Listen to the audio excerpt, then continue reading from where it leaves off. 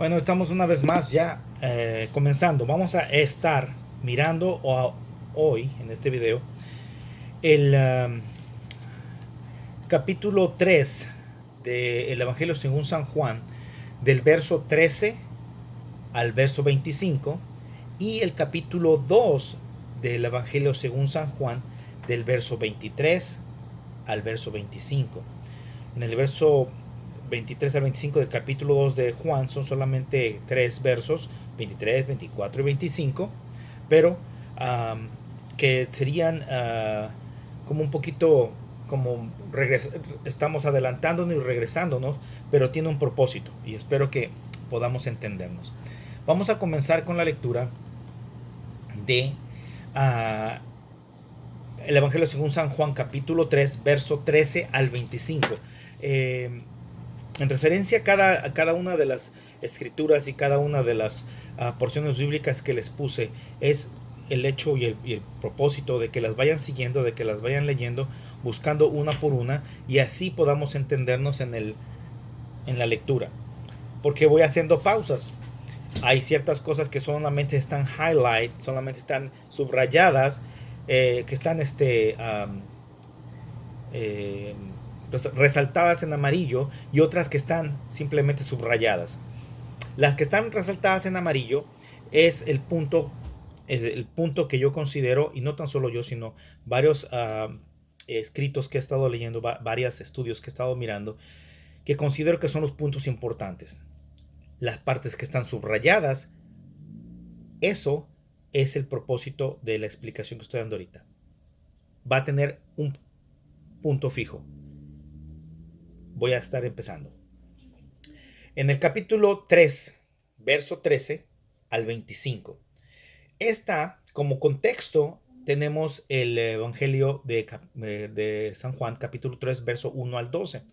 Este es el comienzo de la plática de Jesús con Nicodemo. Ahora, la plática de Jesús con Nicodemo, vamos a estar mirándola en la próxima clase, en la próxima sesión. ¿Por qué? Porque vamos a tener un testimonio inicial, que es conforme la introducción, al bosquejo que dimos al principio. Y este testimonio inicial es a los judíos en Jerusalén, por medio de Nicodemo.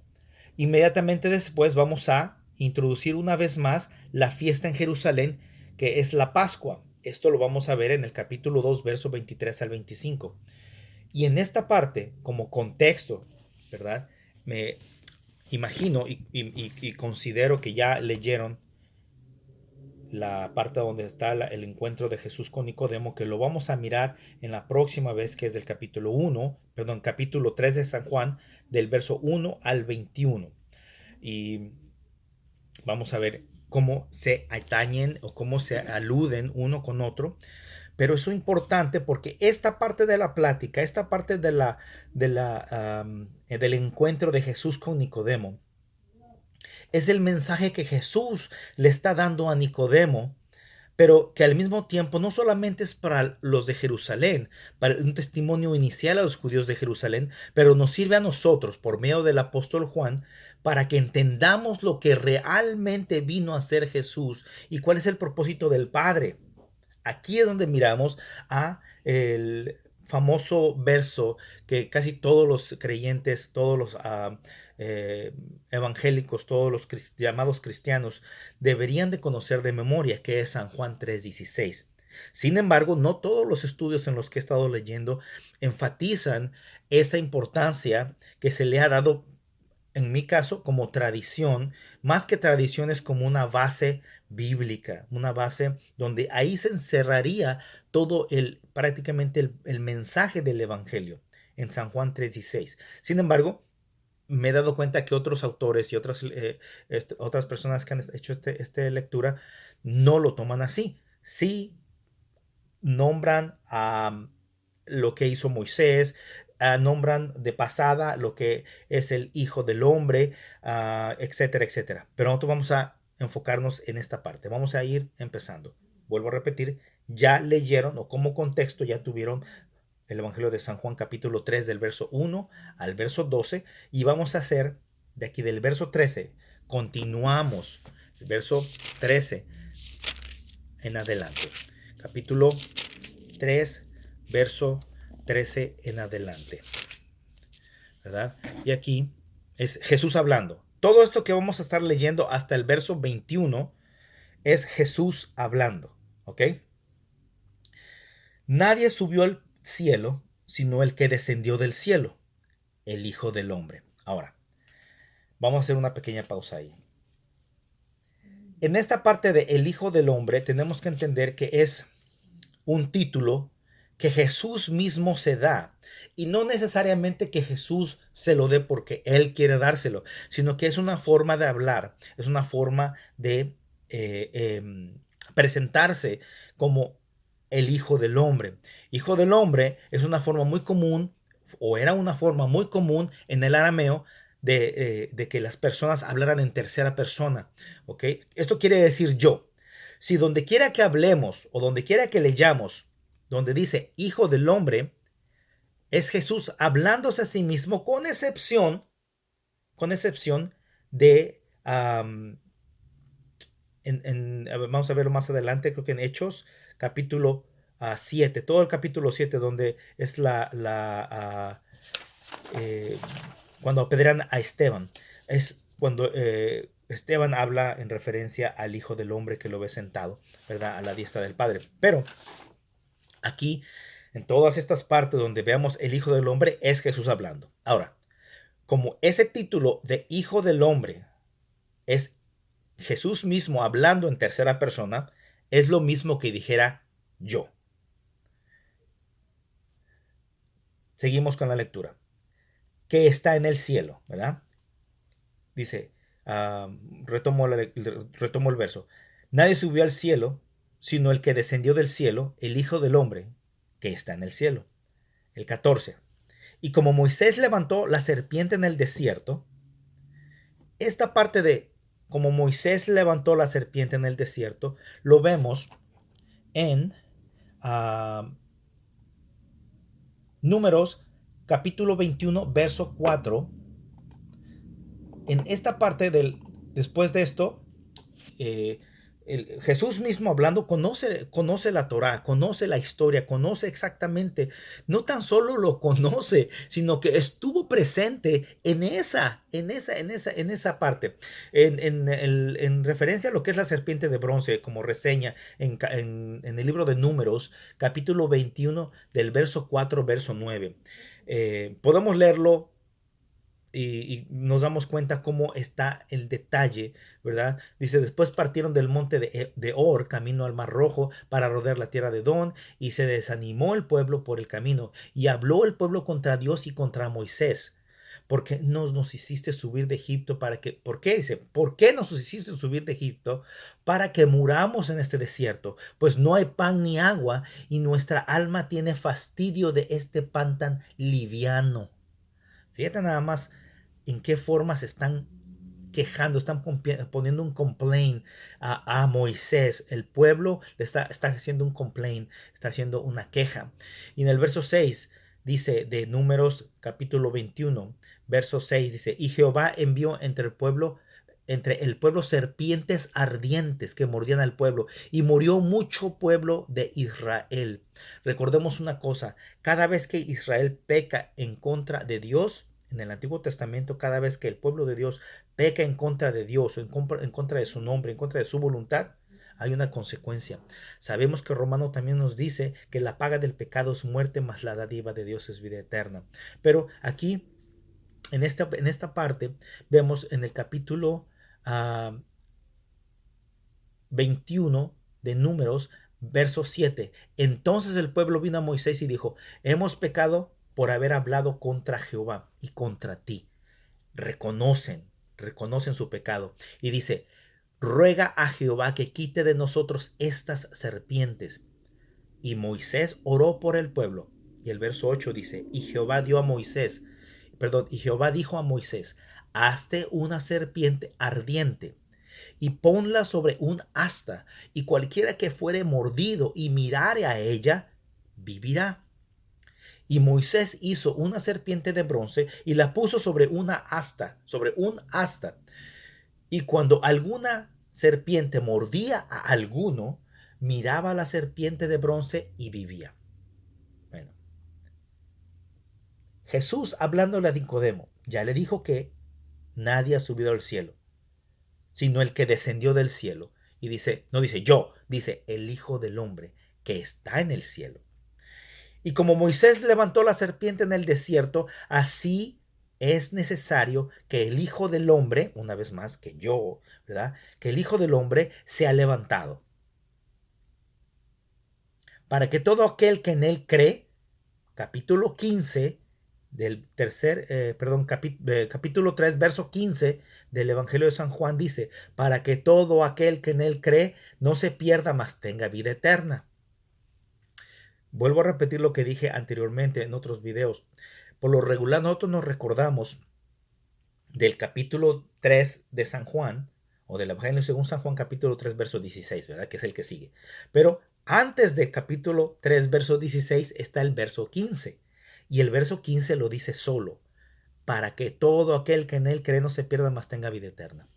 En muchos escritos, en muchos libros, en muchas predicaciones, no se predica sobre este verso, se predica sobre el que sigue. Sin embargo, cada una de las elementos de esa oración, de ese verso, tienen un significado potente y fuerte. Mira, dice el verso 16, que dice lo mismo, casi dice lo mismo que en el verso 15, con unas pequeñas diferencias. Y vamos a ir poniéndola una por una, ¿ok? Dice, verso 16 del capítulo 3 de Juan, porque de tal manera amó Dios al mundo. Aquí vamos a irnos a 1 Timoteo, capítulo 2, verso 4. ¿Qué dice 1 Timoteo, capítulo 2, verso 4? Dice, el cual quiere que todos los hombres sean salvos. Este es Pablo hablándole a Timoteo y diciéndole lo que Dios, la voluntad de Dios.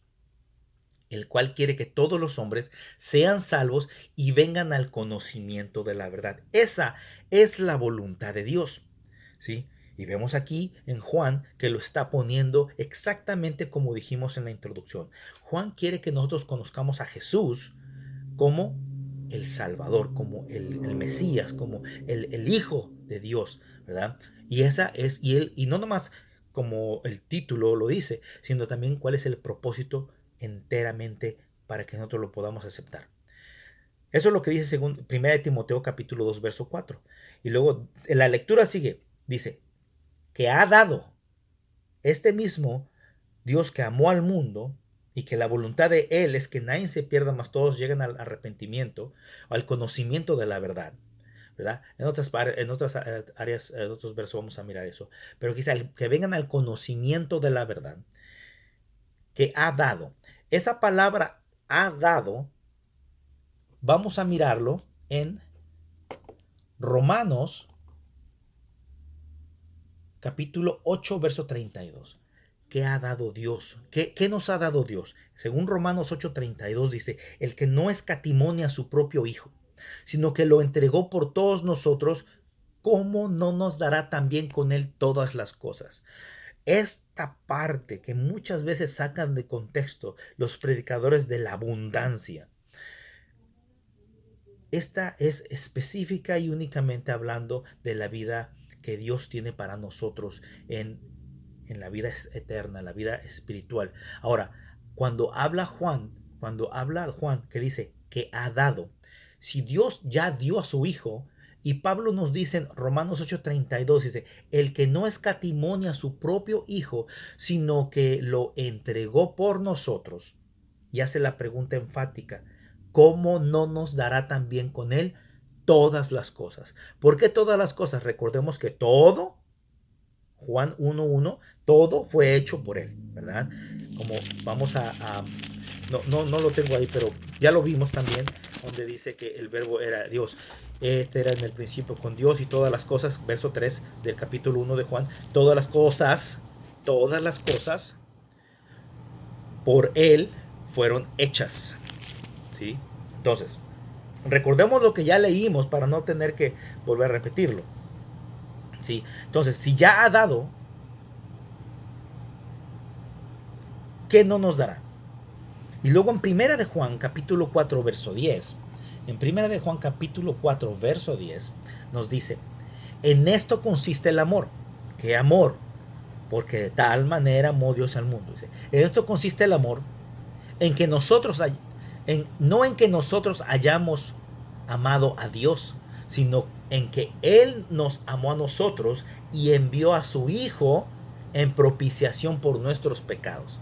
La propiciación por nuestros pecados. O sea, que vino a pagar nuestras culpas. Entonces, ha dado. Eso es lo que ha dado. La paga del pecado. Lo que a nosotros nos merecíamos, Dios ya lo ha dado.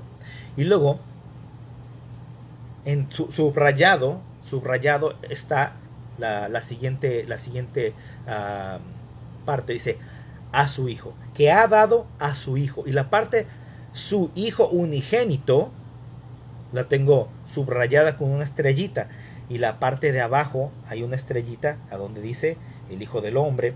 Y esa parte vamos a leerla. ¿Sí? Vamos a leerla. Para que entendamos que todas las veces donde diga el Hijo del Hombre, su Hijo unigénito, más tenga vida eterna, ¿sí? Más tenga vida eterna, su Hijo, donde Jesús se menciona Él, pero no dice yo.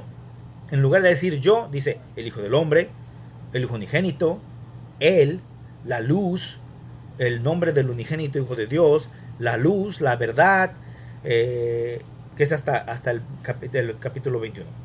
Todas esas cosas. Dice, el Hijo del Hombre aparece 82 veces en el Evangelio, 69 en los sinópticos y 13 veces en Juan.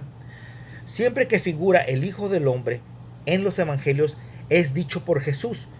Solo en los Hechos de los Apóstoles, en el capítulo 7, verso 57, donde Esteban menciona al Hijo del Hombre, que dice, veo al Hijo del Hombre a la diestra de Dios. Pablo reconoce el sintagma. El sintagma es prácticamente una unidad pequeña de palabras que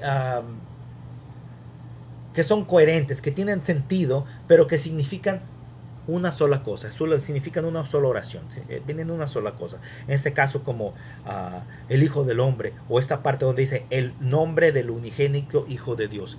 Esa también puede parecerse o puede asimilarse a lo que se le llama una perífrasis. La perífrasis prácticamente es una serie de palabras, no como rodeo, pero es una serie de palabras que en lugar de decir, vamos a poner un ejemplo, dice, o hacer contacto de labios entre dos que se aman. ¿Qué es eso? Eso es un ejemplo de una perífrasis. La única palabra que puede explicar eso es besar. Contacto de labios entre dos que se aman es besar. Entonces, en lugar de decir besar, dices un contacto de labios entre dos personas que se aman.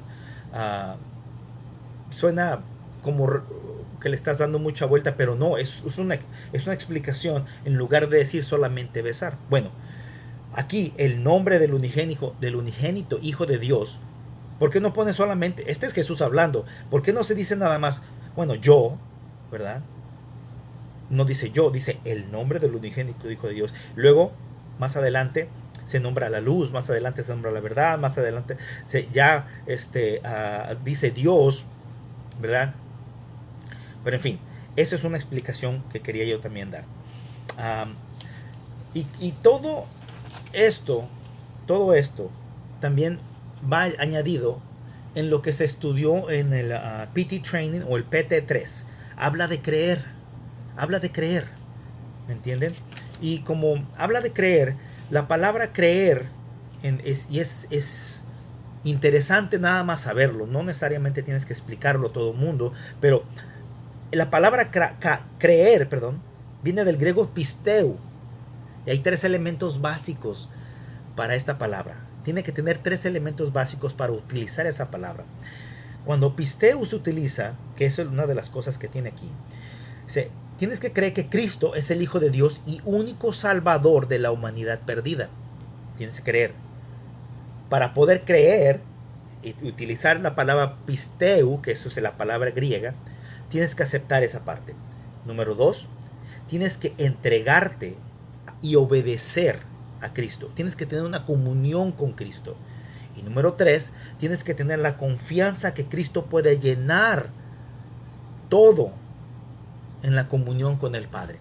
Entonces, si tienes estas tres partes, nosotros lo vimos en PT3 o en PT Training 3, donde hablábamos del Evangelio. Y el Evangelio es precisamente eso. Tienes que arrepentirte. Hablas de que Cristo es la única salvación del hombre. Tienes que seguir a Cristo, entregarte y ser obediente. Y tienes que confiar en Cristo, que Él es completamente todo lo que necesitamos para llenar esa relación que necesitamos tener con Dios. O sea, la restauración de nosotros, ¿verdad? Esa restauración que es parte de la promesa de Dios. ¿Restaurarnos a qué? A la vida, al plan perfecto de Dios. Esa es la parte donde la palabra creer entra a juego en esta parte, en todo lo que es el Evangelio de Juan. Sin embargo, vamos a ver el siguiente y vamos a reafirmar todo esto. Porque de tal manera amó Dios al mundo. De tal manera amó Dios al mundo. Aquí vamos a mirar que ha dado a su Hijo, ya lo vimos, ha quedado a su Hijo, para que todo aquel que en Él cree, ya vimos la palabra creer, no se pierda. Ahora, la palabra de perder. ¿A qué se refiere con perder? ¿Qué es lo que va a perder? Mateo 10:28 nos dice: y no temáis a los que matan el cuerpo, mas el alma no pueden matar. Temed más bien a aquel que puede destruir el alma y el cuerpo en el infierno. Perder esa comunidad con Dios, perder esa relación eterna que podemos tener con Dios. Eso es. Ahora, y más adelante explica, dice, mas tenga vida eterna. Eso es exactamente lo que es perder. ¿Perder qué? La vida eterna, perder esa comunión que tiene Dios para nosotros o quiere tener con nosotros. Y en esa parte de la más tenga vida eterna vamos a ver en Juan capítulo 8, verso 34 al 36. Ahora, ¿por qué estamos leyendo todo esto? Estamos tomando el tiempo de entender lo que Jesús le está diciendo a Nicodemo como mensaje a los judíos. Es un testimonio inicial para los judíos en Jerusalén. Porque cuando recién Nicodemo habla con Jesús, le dice, hemos. Nicodemo no va por él mismo, dice, hemos creído o hemos oído. Y la palabra exacta o la parte exacta te dice, había un hombre de los fariseos que se llama Nicodemo, un principal entre los judíos. Este vino Jesús de noche y le dijo, Rabí, dice, sabemos que has venido de Dios como maestro. Entonces no dijo, sé que has venido, dice, sabemos. Pero eso lo vamos a ver más adelante. Vamos a enfocarnos en lo que Jesús le responde a Nicodemo. Y esta parte de la vida eterna es muy interesante. Cuando Jesús respondió, estoy leyendo Juan capítulo 8, versos 34 y 36.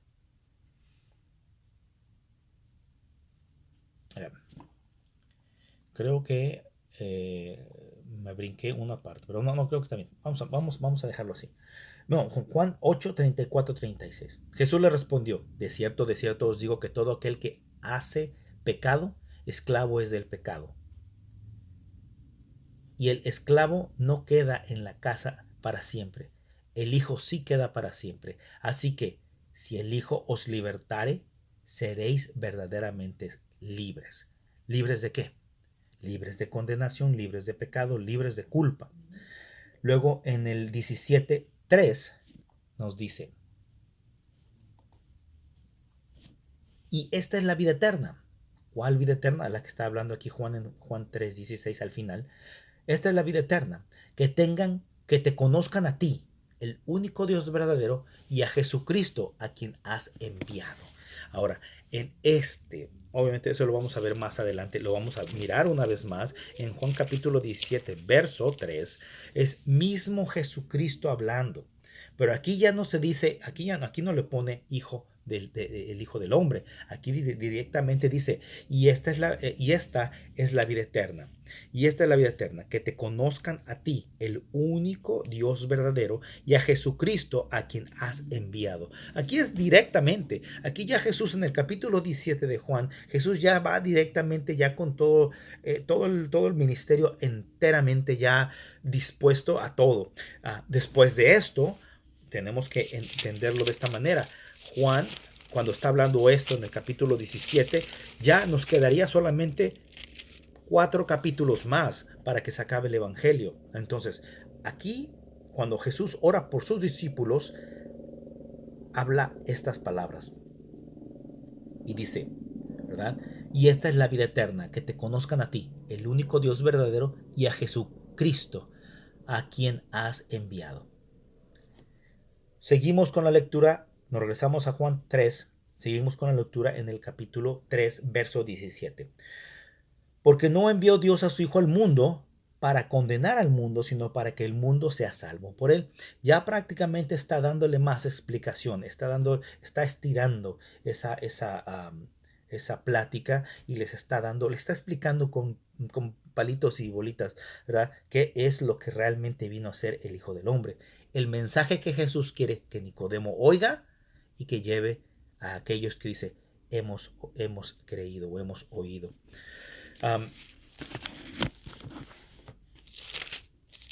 En esta parte, perdón, que dice, sí, cuando Nicodemo dice sabemos que has venido de Dios. Cuando dice sabemos, o sea, quiere decir que no está solo, ¿verdad? Que no es él solamente el que dice o el que cree. En el verso, volvemos al capítulo 3 de Juan, verso 18, dice, el que en él cree, volvemos a escuchar la palabra cree, en el nombre del unigénito Hijo de Dios. Este es el nombre del unigénito Hijo de Dios. Una vez más, en lugar de decir yo, dice toda esa sintagma, toda esa perífrasis. Puede ser una u otra, dependiendo de quién lo lea. Vuelvo a repetir, el sintagma o la forma de hablar en el arameo antiguo era eso. Hablar en tercera persona era común. Por eso Juan está hablando, el discípulo a quien Jesús amaba. Entonces, también eso era normal, ¿verdad? Bueno, en el verso 19 del capítulo 3 de Juan, y esta es la condenación. ¿Condenación? ¿De qué tipo de condenación? ¿Cuál es la condenación? Dice, y esta es la condenación, que la luz vino al mundo y los hombres amaron más las tinieblas que la luz, porque sus obras eran malas. ¿Qué tan malas eran las obras de los hombres? Fíjense nada más, Romanos capítulo 1, verso 18 al 32. Eso es mucho para leer, pero la culpabilidad del hombre.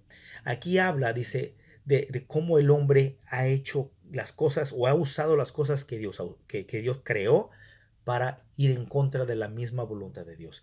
Obviamente voy a leerlo, pero ustedes no necesariamente pueden adelantar el video o no, ¿verdad? Pero dice, porque la ira de Dios se revela desde el cielo contra toda impiedad e injusticia de los hombres que teniendo con injusticia la verdad, que detienen con injusticia la verdad.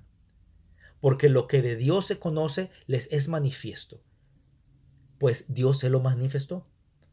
Porque las cosas invisibles de Él, su eterno poder y deidad, se hacen claramente visibles desde la creación del mundo, siendo entendidas por medio de las cosas hechas, de modo que no tienen excusa.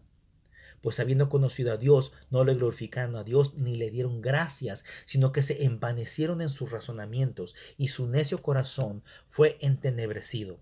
Profesando ser sabios, se hicieron necios, y cambiaron la gloria del Dios incorruptible en semejanza de hombres, de hombre corruptible, de aves, de cuadrúpedos y de reptiles. En el 24, por lo cual también Dios los entregó a la inmundicia en las concupiscencias de sus corazones, de modo que deshonrando entre sí sus propios cuerpos, ya que cambiaron la verdad de Dios por la mentira, honrando y dando culto a las criaturas antes que al Creador, el cual es bendito por los siglos. Amén. Y sigue el 28. Por esto Dios los entregó a pasiones vergonzosas, pues aún sus mujeres cambiaron el uso natural por el que es contra naturaleza. Y de igual modo, también los hombres, dejando el uso natural de la mujer, se encendieron en su lascivia unos con otros, cometiendo hechos vergonzosos, hombres con hombres, y recibiendo en sí mismo la retribución debida en su extravío. Y como ellos no aprobaron tener en cuenta a Dios, Dios los entregó una mente reprobada para hacer cosas que no convienen, estando atestados de toda injusticia, fornicación, perversidad, avaricia, maldad, llenos de envidia, homicidios, contiendas, engaños y malignidades, murmuradores, detractores, aborrecedores de Dios, injuriosos, soberbios, altivos, inventores de males, desobedientes de los padres, necios, desleales, sin afecto natural, implacables, sin misericordia, quienes habiendo entendido el juicio, el juicio de Dios, que los que practican tales cosas son dignos de muerte, una vez más ahí, no solo las hacen, sino que también se complacen con los que la practican. Creo que está mucho mejor explicado. No se puede decir más en eso. O sea, si nomás teniendo tres dedos de frente podemos entender que esa es la condenación de la que Juan habla. Recordemos una vez más que Juan ya escribió esta carta cuando todas estas cartas de Pablo ya estaban escritas, cuando todos los evangelios ya estaban escritos, cuando todas las demás epístolas ya estaban escritas. Entonces, Juan, si nosotros realmente entendiéramos todo lo que Juan quiere decir en su carta o en su evangelio, no quiere ser igual a los otros evangelios, no porque no quiera ser igual, sino porque quiere plasmar esta doctrina sana de la cual quiere que nosotros oigamos y que creamos. Ahora, podemos leer todo, Filipenses 3:19, podemos 2 de Timoteo 3 del 2 al 5, 2 de Pedro 2 del 12 al 15.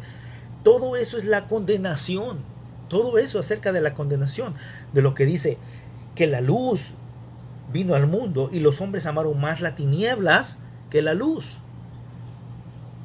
porque sus obras eran malas. Ahora, el verso 20 del capítulo 3. Porque todo aquel que hace lo malo aborrece la luz, con razón, ¿verdad? Porque después de que todo, nomás leímos primera de Romanos 18 al 32 y ya entendemos por qué. Verso 20, porque todo aquel que hace lo malo aborrece la luz y no viene a la luz, para que sus obras no sean reprendidas. Eso es otra cosa, ¿sí? Ya tiene una mente reprobada, ahí lo dice Romanos 1. Ahora, el verso 21, Juan no nomás nos deja con lo que es la condenación, también nos da lo que es la práctica de la verdad, o sea, prácticamente el otro lado de la moneda. Mas el que practica la verdad viene a la luz, para que sea manifiesto que sus obras son hechas en Dios. Y ahí está la palabra clave de este verso. Mas el que practica la verdad, como buen atleta, todos los que son atletas y todos los que han tenido algún tipo de entrenamiento, todas las personas que han tenido algún tipo de disciplina deportiva, se sabe que el que no practica no va a llegar a mucho, que digamos.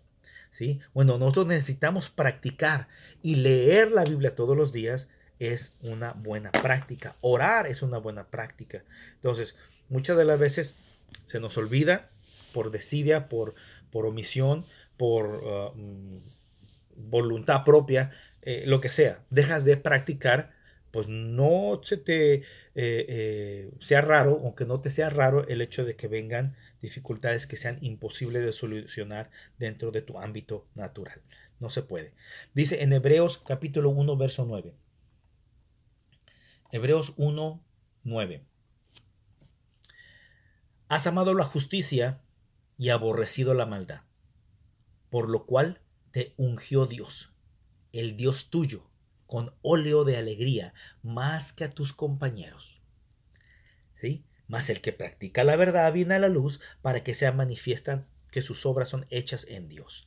Esa parte dice, porque has amado la justicia y aborrecido la maldad, quiere decir que tú sí ves la luz, que tú sí quieres seguir la luz y que tú quieres escuchar la palabra de Dios.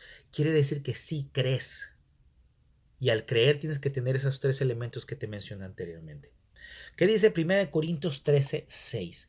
1 Corintios 13:6 dice, hablando del amor, capítulo 13 de 1 Corintios es 100% hablar del amor, pero el amor tiene una característica especial. Dice, no se goza en la justicia, mas se goza en la verdad.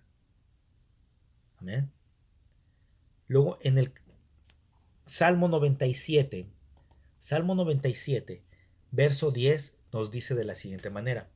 Recordemos que ahora estamos hablando del otro lado de la condenación. Primero fue la condenación, ahora vamos a ver los que practican la verdad. Dice, los que amáis a Jehová, eso es una forma de advertencia o una recomendación, mejor, más que advertencia es una recomendación. Los que amáis a Jehová, aborreced el mal. Él guarda las almas de sus santos, de mano de los impíos los libra. ¿Sí? Los que amáis a Jehová, aborreced el mal. Por eso es una recomendación. Él, Jehová, guarda las almas de sus santos, de mano de los impíos los libra. Ahora, ¿qué más nos dice en Proverbios 8:3? Proverbios 8:3 nos dice, el temor de Jehová es aborrecer el mal, la soberbia y la arrogancia, el mal camino, perdón, y la boca perversa, aborrezco. Ese es Jehová. El temor de Jehová es aborrecer el mal, perdón. La soberbia y la arrogancia, el mal camino y la boca perversa, aborrezco. No quiero tener nada con ellos. Bueno, es exactamente lo contrario de lo que dice Romanos 1. Luego vamos a brincar o vamos a leer el último, Romanos 12:9. En Romanos 12:9, como lo que estamos mirando aquí, Romanos 12:9. Dice, y este es Pablo también hablando dentro de su carta, dentro de la epístola de los romanos. El amor sea sin fingimiento. Aborreced lo malo, seguid lo bueno. Han oído muchas veces ese verso, sin embargo a veces se nos olvida en dónde se encuentra. Pues se encuentra aquí en Romanos 12:9. El amor sea sin fingimiento, aborreced lo malo, seguid lo bueno. ¿Y qué es lo que hacemos? Lo contrario, ¿verdad? Aborrecemos lo bueno y seguimos lo malo. Entonces, tenemos unas tendencias suicidas espirituales que sin querer, como diría el chavo, sin querer queriendo, lo estamos logrando de esa manera. Pero hay una salida, ¿sí? Ya vimos Hebreos 1:9, ya vimos Primera de Corintios 13:6, Salmos 97:10, Proverbios 8:13 y Romanos 12:9. Dice el verso 22, porque ya leímos el verso 21, dice, sus obras son hechas en Dios, para que sea manifiesto que sus obras son hechas en Dios. Esa es del otro lado de la moneda que habíamos dicho. En el verso 22 de Juan 3, capítulo 3 de Juan, verso 22 dice, después de esto, vino Jesús a sus discípulos a la tierra de Judea y estuvo allí con ellos y bautizaba. En muchas versiones se dice que Jesús nunca bautizó a nadie. La verdad es que es difícil contradecir ese hecho si leyéramos solamente los primeros 3 evangelios. ¿Por qué? Porque aquí viene una parte interesantísima. Mira, la parte interesante que yo quiero que pongamos y que tomemos en cuenta es el hecho de que Juan escribe el evangelio.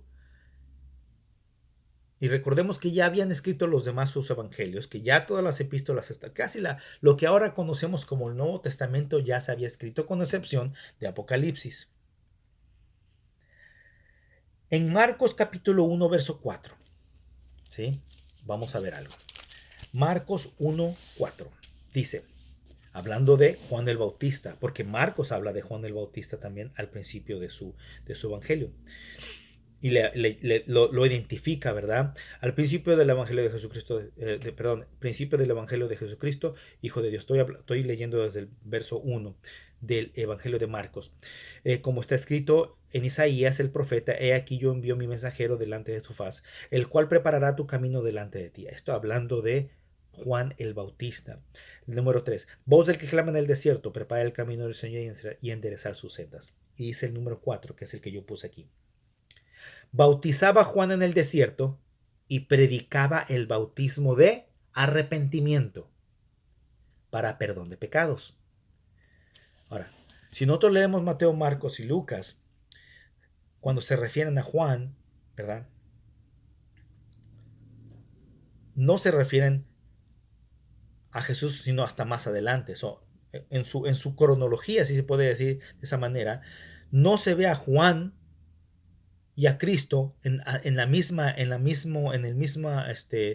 etapa, sino que en etapas diferentes. Pero cuando Juan escribe capítulo 3, verso 22, donde dice que después de esto vino Jesús con sus discípulos a la tierra de Judea y estuvo allí con ellos y bautizaba, dice, espérame tantito, ¿cómo es que Juan bautizaba? Porque ya había bautizado a Jesús y luego Jesús bautizaba, y para rematar esto dice, Juan bautizaba también. ¿Se dan cuenta? Jesús bautizaba, Juan bautizaba. Juan el Bautista. Pero el Evangelio de San Juan pone a los dos en el mismo nivel, en el mismo plano de tiempo. Los dos estaban bautizando al mismo tiempo. ¿Y qué es lo que me quiere decir esto? Que los dos bautizaban, ¿sí? De alguna manera del mismo mensaje. No tenía que haber sido diferente, porque más adelante en el Evangelio de Marcos, capítulo 1, del 14 y 15, dice, Jesús, ¿sí? Era el principio de su ministerio. En el 14 y 15 dice, después que Juan fue encarcelado, Jesús vino a Galilea y predicando el evangelio del reino de Dios diciendo, el tiempo se ha cumplido y el reino de Dios se ha acercado. Arrepentíos y creed en el evangelio. Recordemos también lo que Juan había dicho anteriormente acerca de Jesús. Dice, yo en verdad os bautizo con agua, pero aquel que viene detrás de mí, del cual no soy digno de desatar la correa de sus sandalias, dice, él os bautizará con fuego y espíritu. ¿Ven? Entonces, cuando Jesús llamaba al arrepentimiento a las personas, de esa manera que Jesús también bautizaba. Ahora, si también bautizaba en agua, puede ser, porque ahí yo les puse un pequeño mapa en el cual estos dos puntitos son las ciudades de Salim y Edom. Salim y Edom, más o menos ahí en el mapa ustedes lo pueden ver. Salim y Edom es una ubicación entre el mar de Galilea y el mar Muerto, y esta rayita que está aquí es el río Jordán. Bueno, en esa parte, en esta es un más o menos donde Juan el Bautista iba y bautizaba. Y también en alguna área de esa misma área, de ese mismo sector, también Jesús y sus discípulos, ¿verdad? Porque más ahí en el versículo 23 dice, Juan bautizaba también en Edom, junto a Salim, porque había allí muchas aguas, y venían y eran bautizados. Vamos a ver esta parte. Arrepentimiento, fe es el mensaje. Arrepentimiento y fe es el mensaje de Juan el Bautista, ¿verdad? Dice,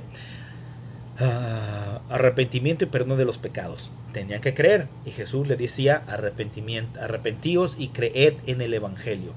Bueno, ahí encerramos esa parte. Ya no me quiero encerrar mucho más en eso, porque tenemos otra parte también donde vamos a ir al verso 24. Juan el apóstol asegura y aclara que en ese momento, cuando estaba pasando esto, no lo que dice Marcos aquí, porque dice, después de que Juan fue encarcelado, pero aquí era antes de eso, de Marcos capítulo 1, verso 14, antes de Marcos capítulo 1, verso 14, está Juan diciendo que esto que Juan está describiendo aquí pasó antes de eso, porque dice, porque Juan no había sido aún encarcelado. Entonces, entre el bautizo de Jesús y la aprehensión de Juan, hay esta acción en que los discípulos y Jesús bautizaban, los discípulos y Jesús bautizaban, y Juan el Bautista y sus discípulos también bautizaban. En otras partes del Evangelio están los discípulos de Juan también preguntándole a Juan el Bautista, aquel, ¿verdad?, que también está bautizando, y Juan el Bautista también los vuelve a corregir ahí, pero no me quiero meter mucho en eso. Veamos aquí capítulo 3 de Juan, verso 24, porque Juan no había sido aún encarcelado. Y eso nos refiere a Lucas capítulo 3, verso 20. Pero más que eso, hay otros versos también que les puse ahí que hablan del mismo punto. En el verso 25, entonces hubo discusión entre los discípulos de Juan y los judíos acerca de la purificación. Cuando Juan el apóstol habla de los judíos, literalmente se está refiriendo más que nada a los fariseos. Y cuando habla acerca de la purificación, pues prácticamente estamos hablando de lo que ya habíamos puesto anteriormente en Marcos capítulo 7, verso 3. ¿Cómo es que es la purificación de ese entonces? ¿O a qué se refería con la purificación? ¿Verdad? Podemos ver el mapa, la ubicación de Galilea, del mar de Galilea, el mar muerto, y acá está Jerusalén. ¿Dónde está Jerusalén? Jerusalén, a un ladito de Judea. Aquí, Judea y Jerusalén. Vean el mapa, por favor, para que nos ubiquemos también en dónde estaban estas situaciones, ¿verdad? La purificación era algo de parte de las leyes secundarias de los judíos, algo que habían adoptado, y era una discusión entre los discípulos de Juan y los judíos. En otras versiones dice uno de los discípulos de Juan y un judío, o viceversa, ¿verdad? Lo importante aquí es que Juan está relatando un evento, ¿sí? Ahora, con eso vamos a dar por terminada esa parte del testimonio inicial a los judíos en Jerusalén.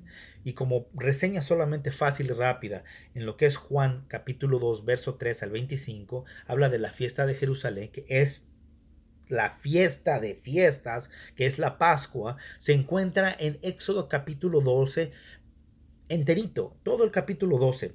Ahora, a lo que yo quiero también enfatizar es el hecho de que estos 3 versículos se dice, estando en Jerusalén en la fiesta de la Pascua, que tengamos más o menos una idea qué es la fiesta de la Pascua. Si muchos creyeron en su nombre. ¿Cuál nombre? En el nombre del unigénito Hijo de Dios, en el nombre de la luz, en el nombre del Hijo del Hombre, ¿cuál nombre? Bueno, todos ellos enfocados en una persona, en un ser humano, todo Dios y todo hombre, Jesucristo mismo. Bueno, viendo las señales que hacía. ¿Cómo no van a creer en una persona que hacía milagros de esa forma? Porque aquí Juan está prácticamente envolviendo todo lo que Jesús había hecho, que ya había pasado, pero está como te avienta una perspectiva hacia el futuro, pero sin salirse de donde está. Y en el 24 dice, pero Jesús mismo no se fiaba de ellos porque conocía a todos. Y en el 25 dice, y no tenía necesidad que nadie le diese testimonio del hombre, pues él sabía lo que había en el hombre. Y en esa parte yo compartí con ustedes otro link donde les di un esquema, una tabla donde vemos los milagros. No son todos los milagros, que quede bien claro, pero vemos los milagros de Jesús donde se enfrentan Jesús y la persona. Por ejemplo, Jesús y el leproso. Jesús ya sabía de que lo que el leproso tenía necesidad. ¿Cómo fue que Jesús lo encara? ¿Cómo fue que Jesús lo manda? Le dice qué hacer, le dice qué no hacer. Y vemos dónde se encuentran ese milagro en los tres evangelios. Sin embargo, en el evangelio de Juan no hay nada. Hasta en la parte de hasta abajo, donde se acerca en el capítulo 4, dice: el hijo del oficial de Capernaum, el paralítico del estanque de Betesda, el ciego de nacimiento y otros, obviamente, porque también aquí no están los milagros de resurrección, aquí no están otros milagros que también Jesús hizo y que sí salen en el Evangelio de Juan, que también salen en los otros evangelios, o unos que no salen en los otros evangelios, Marcos, Mateo, Marcos, Lucas, pero que sí salen en el Evangelio de Juan. En fin, esos no están aquí, pero aquí están una prueba fehaciente de que Jesús sabía, conocía, ¿sí? Y no tenía necesidad, como dice aquí, pues él sabía lo que había en el hombre. Él no tenía necesidad que nadie le diese testimonio. Sin embargo, él permitía que hablaran, no él permitía que pedían, no él permitía que hicieran, ¿verdad? Como la mujer con el flujo de sangre. Él sabía que alguien lo había tocado. Sin embargo, cuando preguntó todo, decían: no, pues todos te tocaron, Jesús, ¿cómo estás viendo que te empujan detrás para adelante? No, no, no, alguien me tocó porque salió virtud de mí. Entonces, él sabía quién había sido, pero la mujer fue y tuvo que confesar lo que había hecho.